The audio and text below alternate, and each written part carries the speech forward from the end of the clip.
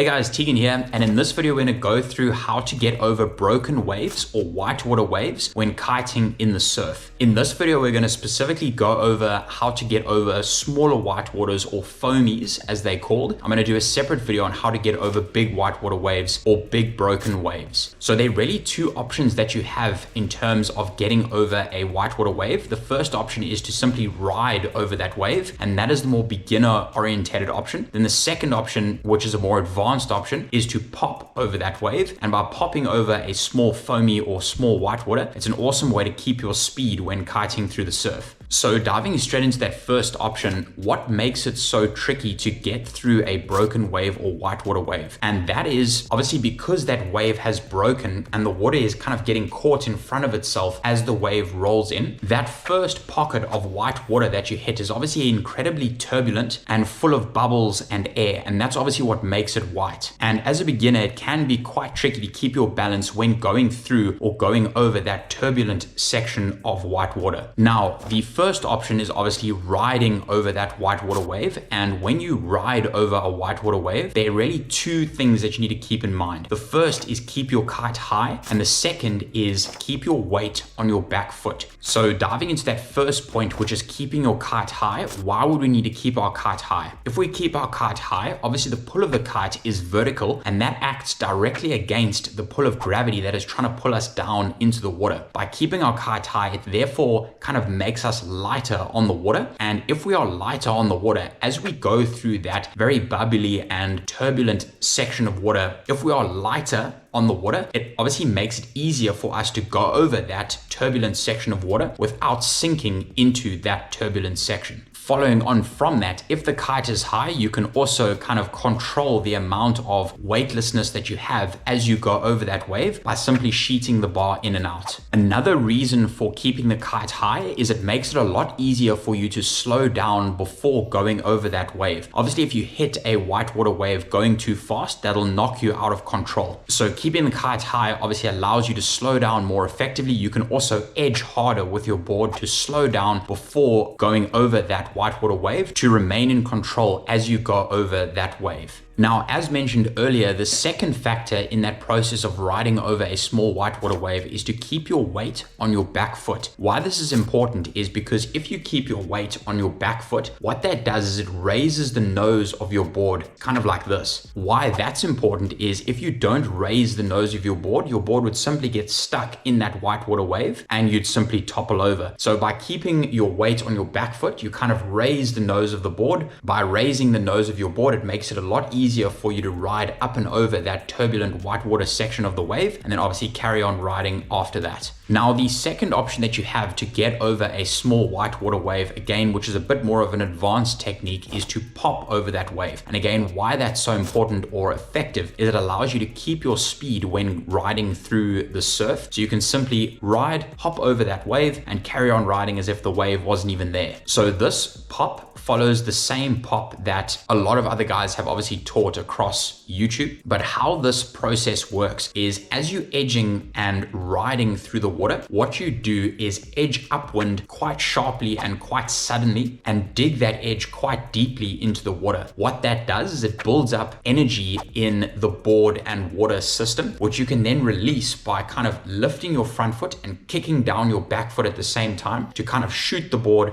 up into the air.